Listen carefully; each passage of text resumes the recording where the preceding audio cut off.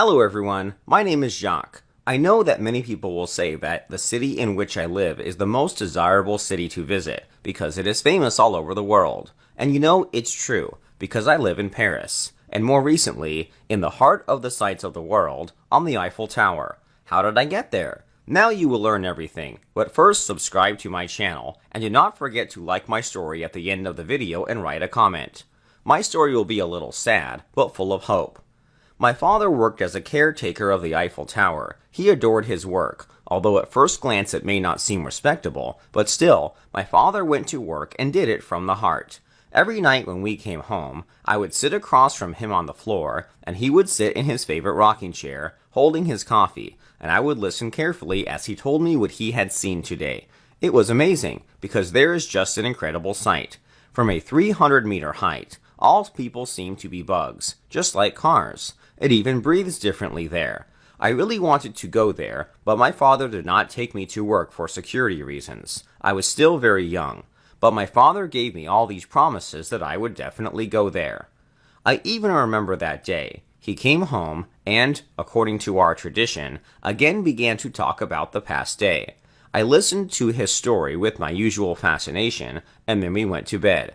My father was a wonderful man, very humble and honest. I always knew that he was kind, because I saw him like this. He never scolded me or punished me, but only explained what and how.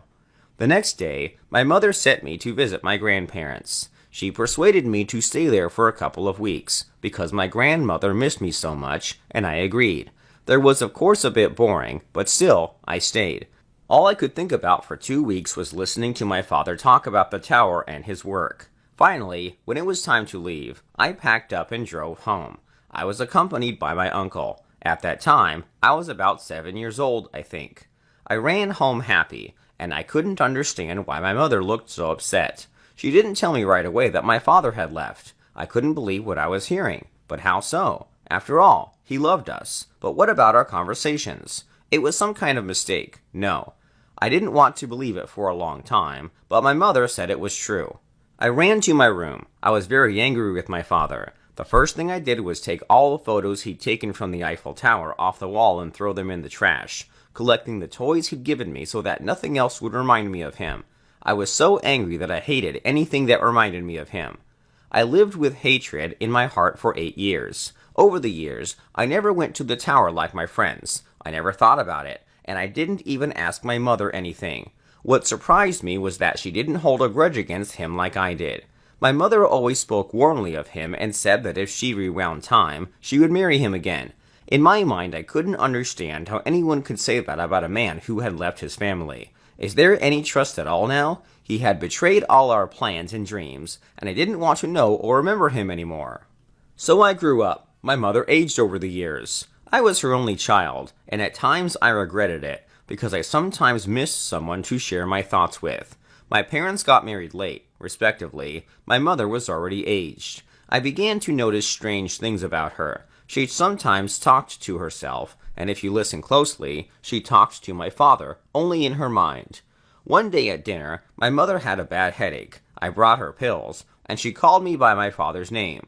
I told her that I was her son, and she said to me, "You are a copy of your father. He was so kind. He didn't want you to see him die," she said. "What? What do you mean? He left us," I told her. At this moment, my mother seemed to come to her senses and realized that she had said too much. She wanted to pretend that she was just confused in her head, but I did not leave her behind and forced her to tell the whole truth. She said my father hadn't really left us. He was very ill and died. They knew how long he had left. Everyone knew except me, and I was sent to my grandparents' house on purpose so that I wouldn't see the funeral. It was my father's will. He wanted not to be upset and asked his mother to make up a legend that he allegedly left the family. I couldn't believe he was gone then. I suddenly remembered the pictures my father had taken for me over the years. I threw everything away and I was so sorry. I loved those photos. And then, as if reading my mind, my mother pulled the box out of the room. She didn't throw them in the trash, but kept them. I was so grateful to her. The first thing we did was go to his cemetery, and then I went alone to my dad's place of work. I should have done this a long time ago. I went up to the tower and saw the observation room. There are many things left from my father. For so many years they were changed workers, but none of them could create the atmosphere that my father achieved. He had a little bit of his own attitude to work, more like a hobby, and he managed to pass on his love for the city and the tower to me. I sat in his chair, picked up his old work jacket, and just stared into the distance. Unexpectedly for me, I burst into tears. I had carried only hatred in my heart all these years, and it turned out that my father was willing to sacrifice his good name just so as not to upset me, not to hurt me. I didn't even have time to say goodbye to him, and I was so sorry about it. While I was there, I felt like my dad was sitting next to me. No wonder, because it was his favorite place. I went home, packed some things, and told my mom that I was going to stay with a friend for a couple of days, and then I went to my dad's old job. In his observation room, I laid out my things, took a camera to take the best pictures of the city at dawn. I decided that now I will live there and continue the work of my father. I will love my Paris, take photos, and remember my father. Tell me, have you ever been in Paris? What did you like most about it? And if not, what places would you like to visit, and why? Hi, my name is Albert. Probably many people will now say that they would like to be in my place, that they envy such a life as I have. That's because I live in a spaceship. How it happened, I'll tell you now. I was born into a family of scientists. My parents were terribly smart people, and they met at work during the inspection of one of the spaceships. They were both employees of a very world-famous corporation. Well, I won't divulge its name. In short, the bottom line is that their schedule was unrealistically frenzied, and they spent 24 hours a day there. In general, that's how they met, just working side by side. Well, then they fell in love with each other. Dad was my mom's assistant. After a while, they decided to get married. Even the wedding they did without leaving the house. After a while, my mother got pregnant and still worked until the very last moment. They were so busy, and then she went on maternity leave and gave birth a week later. After that, my mother was forced to stay at home with me and take care of me, and my father also rarely came home and devoted most of his time to work. Over time, this affected their relationship, because it turned out that a year later, Dad had his own assistant with whom they became lovers. My mother was furious when she found out about it, and there was an incredible scandal at home. In his defense, the father could not come up with anything, but only confessed, and that's all. My mother immediately filed for divorce, and she urgently began to look for housing for us.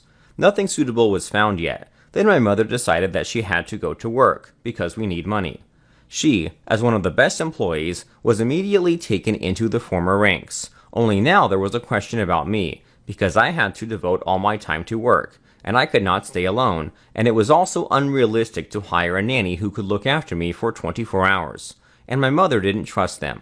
By the way, my father quit his job, so my mother could safely visit the workplace. In the end, on the first day, she took me with her, somehow dragging me inside and talking to the management and security.